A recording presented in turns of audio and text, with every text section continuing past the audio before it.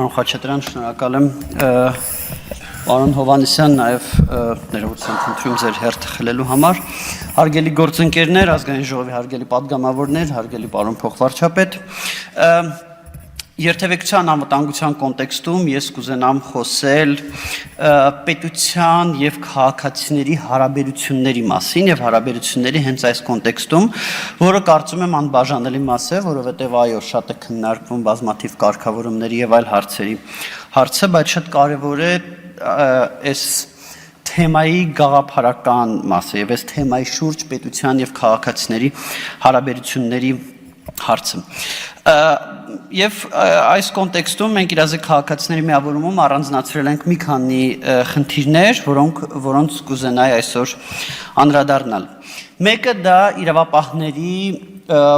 օրինակելի պահվածքի հարցն է։ Մասնավորապես այստեղ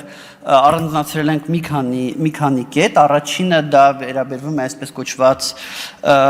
օպերատիվ համարանիշերին եւ հատուկ կտրոններին, որոնք երբեմն չարաշահվում են եւ երբեմն ըստ էության իրավապահները իրենց թույլ են տալիս երթևեկության կանոնների այնպիսի խախտումներ, որոնք որ այլ քաղաքացիները չեն իրականացնում կամ իրականացվելու դեպքում վարչարության են ենթարկվում եւ սա կարծում եմ որ վատ օրինակ է հանրության համար։ Մյուսը դա մի շարք իրավապահ մարմինների շենքերի շինությունների մոտ տիրող օրինականության հետ կապված վիճակն է եւ սա վերաբերվում է տարբեր իրավապահ մարմիններին, սկսած դատախազությունից, քննչական մարմիններից ԱԱՑ, ոստիկանություն, հաճախ տեսնում ենք, որ, չգիտեմ, այդ հատվածներում, այդ շենքերի հարակից հատվածներում մեքենաները կայանված են մայթերի վրա, մեքենաները կայանված են տարբեր տեղեր եւ սա կարծում եմ եւս շատ վատ օրինակ է քաղաքացիների համար, թե ինչպիսին պիտի լինի առհասարակ իրավապահը։ Երրորդ ենթախնդիրը վերաբերվում է ՆԳՆ-ում ուրեմն կարգապահական ՆԳՆ ծառայողների կողմից իրենց պարտականությունները կատարելու սահմաններում, ոստիկանության ծառայողների կողմից իրենց պարտականությունները կատարելու սահմաններում երթևեկության կանոնների խախտման հիմքով կարգապահական բարույթների հետ կապված հարցին, որը ժամանակին կար, այսինքն ժամանակին ծառայողների նկատմամբ կարգապահական բարույթներ էին իրականացվում եւ գոնե պարզվում էր այդ ծառայողը երթևեկության կանոնը խախտել է իրապես ծառայության անհրաժեշտությունից ելնելով թե ոչ, բայց հիմա վերջին տարիներին ուղղակի համատարած բոլոր վարույթների հարուցումը մերժում եւ առհասարակ ներքին անվտանգության եւ հակակոռուպցիոն վարչությունում չի էլ քննարկվում այս խախտումը արվել էր ծառայության անհրաժեշտությունից ելնելով թե ոչ։ Եվ իհարկե այստեղ վերջի կետը վերաբերվում է նեպոտիզմին, որը ամեն դեպքում կա։ Մենք հաճախ տեսնում ենք, որ վարչարությունը տարբեր ազդեցիկ անձանց նկատմամբ, այդ թվում ուժային կառույցների ծառայողների, ուժային կառույցների բարձրաստիճան ծառայողների հարազատների նկատմամբ այլ է, քան այլ քաղաքացիների նկատմամբ, սրա մասին տեղեկությունները շատ են եւ ընդ որում վերջին շրջանում նաեւ կան տեղեկություններ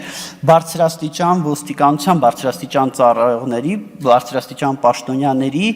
հարազատների կողմից կատարված եւ արդեն իսկ արձանագրված խախտումների բեկանման հետ կապված, որտեղ տեսնում ենք, որ երբեմն այդ բեկանումները մեղմ ասած այդքան էլ հիմնավոր չեն։ Հաջորդ խումբը խնդիրների վերաբերում է վարչարության միասնական մոտեցման բացակայությանը, մենք այստեղ իրազեկ քաղաքացիների միավորումում ուսումնասիրել ենք եւ տեսել ենք, որ միասնական մոտեցում ոստիկանության բարեկային ծառայությունում համարյա չկա։ Եվ քաղաքացու համար պետությունը ինչ որ առումով անկանխատեսելի է դառնում, հա։ Մենք տեսնում ենք, օրինակ Երևան քաղաքի բարեկային ծառայության գնդի 4 գումարտակների մասով շատ էապես տարբերվող վիճակագրություն է։ Այն գումարտակներում, որոնց հրամանատարները նախկին ճանապարհային ոստիկան են, օրինակ շատ ավելի բարձր են արձանագրված ճեկ խախտումները, բայց այն գումարտակներում, որտեղ ծառայողները նախկին ոչ ճանապարհային ոստիկաններ են, շատ ավելի բարձր է հանցագործությունների բացահայտումը, ցածր է ճեկ խախտումների արձանագրումը եւ ճեկ խախտումների մասով գումարտակից գումարտակ 40% տարբերություն կա,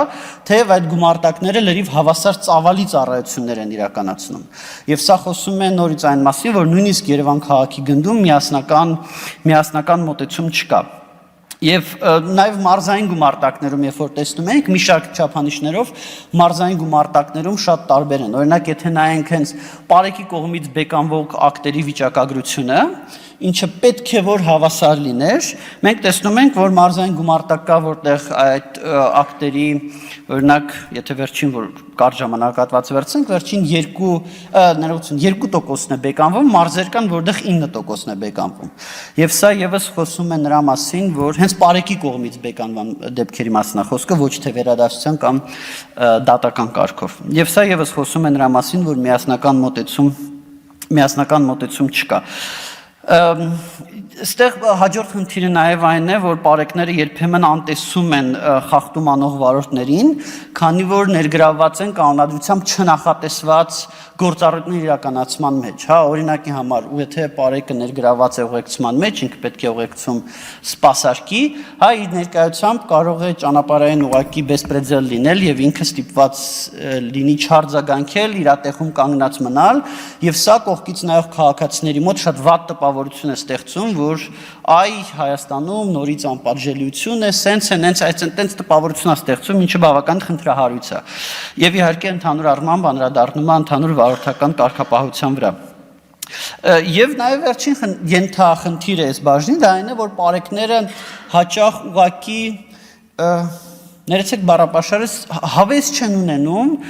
իրավախախտների հետևից գնալ, իրավախախտներին վարչարության ենթարկել, առավել ևս եթե զգում են, որ սա ինչ-որ կոպիտ ասած թափով մարդ է, այնպիսի մարդ է, ով կարող է հանգարց կար իրանց համար ինչ-որ խնդիրներ կարող է ստեղծել, սա պայմանավորված է մի քանի հանգամանքով, առաջ եւ ուղղակի անտեսում են ճեկ խախտումները, սա պայմանավորված է այն հանգամանքով, որ սա նորից բավական տարբերվում է գումարտակից գումարտակ եւ կան գումարտակ հրամանատարներ, որոնք այլ միջավայր են ստեղծում, բայց կան գումարտակ հրամանատարներ, որոնք որ ըստ էության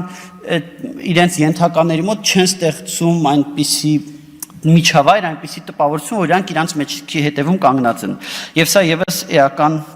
էական խնդիր է, այս հարցը պետք է լուծվեր նաև պարեկային ծառայության մոնիտորինգի կողմից, որը պետք է պատշաճ վերահսկեր եւ գնար այն պարեկների կողմից, որոնք տեսնում, բայց ոչինչ չեն ձեռնարկում երթևեկության կանոնների խախտման դեպքերով, բայց ցավոք մենք տեսնում ենք, որ մոնիտորինգի ծառայությունը իր գործառույթները պատշաճ չի կատարվում եւ նաև իմպլեմենտացիայի առումով էլի օրինակ այստեղ շատ օրինակներ կան, էլի այս վերջի ենթախնդրի տակ շատ օրինակներ կան, օրինակ ձմեռային անվադողերի մասով, հա, բոլորս ականատես եղանք, դրա մասին շատ լուսաբանվեց, որ այ կառավարությունը համապատասխան որոշման մեջ, 2007 թվականի 955 որոշման մեջ փոփոխություններ ա կատարել հավելվածի մեջ եւ ձմեռային անվադողերի հետ կապված կարգավորումներ է մտցվել, բայց հետո երբ որ նայում ենք վիճակագրությունը, թե լավ իրականում հանրապետությունում քանի վարորդ է վարչարության ենթարկվել X ժամանակահատվածում այդ ոչ ձմեռային անվադողերով կամ այդ կարգավորումները խախտելու համար, տեսնում ենք, որ իրականում կառավարության որոշման իմպլեմենտացիան համարյա թե չի իրականացվել։ Եվ մի քանի խնդիր մենք նաև առանձնացրել ենք օրենսդրության հետ կապված, իրականում օրենսդրության հետ կապված խնդիրները շատ են եւ սա չեմ ուզում նշել որպես ամբողջականություն, բայց մի քանի խնդիր նշեմ։ Մեկը դա այն է, որ պատժիչ մեխանիզմներ ապահովող օրենսդրությունը, քրեական օրենսդրությունը եւ վարչական իրավախախտումների օրենսգիրքը ըստ էության խրախուսում են մարդկանց, որ մարդիկ չստանան վարորդական վկայական, որովհետև գործող կարգավորումներով, եթե դու չունես վարորդական վկայական, դու չես կարող զրկված վարորդականով մեքենա վարելու համար քրեական պատասխանատվության ենթարկվել։ Դու կարող ես վարորդական չունենալով վարել, բռնում են, ոնց էր ասում, հա, բռնում են, տուգանվում ես, մուծում ես, էլի քշում ես, տուգանվում ես, մուծում ես, էլի քշում ես եւ որևիցե ավելի լուրջ լծակ պետությունը այսպիսի պահվածք ունեցող վարորդների համար չունի, այնինչ զրկված վարորդների համար, այսինքն վարորդների համար, որոնք որ վերցրել են, ստացել են վարորդական վկայականը, ավելի համեմատաբար ավելի օրինական պահվածք են ունեցել, ստացել են վարորդական վկայականը, հետո դրանից զրկվել են, իրանց մասով պետությունը ավելի լուրջ գործիքակազմ ունի։ Այս հարցը մի անգամ եւս լսումների ժամանակ քննարկվել է եւ կարծում եմ, որ ամեն դեպքում պետքա քրեական օրենսդրությունում փոփոխություններ կատարվեն։ Եվ հաջորդը վերաբերում է նրան, որ մի շարք արարքներ, որոնք աշխարհի տարբեր երկրներում արդեն ըստ էության զանցանք են համարվում, Հայաստանում դեռևս որևիցե կերպ պատժելի չեն։ Օրինակ վտանգավոր երթևեկությունը, որը վարչական իրավախախտումների օրենսգրքով առանձին սահմանված արարք չէ, բայց աշխարհի շատ երկրներում ոչ միայն զանցանք է համարվում, այլ նաև երթևեկության կանոնների ամենակոպիտ խախտումներից մեկն է, այսինքն վտանգավոր երթևեկությունը շատ ավելի կոպիտ խախտում է համարվում, քան օրինակ լուսացույցի արգելող նշանի տակ երթևեկելը։ Այնինչ Հայաստանում դա որևիցե կերպ պատժելի արարք չէ, ինչը կարծում եմ եւս պետք է փոխվի։ Այստեղ իհարկե իրավաբանները կասեն, որ մեկնաբանությունների եւ իմպլեմենտացիայի հետ կապված ճշգրիտ իմպլեմենտացիայի հետ կարող են խնդիրներ լինել, բայց ավելի լավ է մենք ունենանք ճշգրիտ իմպլեմենտացիայի հետ խնդիրներ, ավելի լավ է մենք ունենանք դատարանում, այո, միգուցե բարձր տոկոսով բեկանված ակտեր, բայց ամեն դեպքում գոնե վարորդների համար հստակ լինի, որ վտանգավոր երթևեկությունը, տենց մի քիչ շորթի լեզվով ասած, շաշկի խաղալը պատժելի արարք է։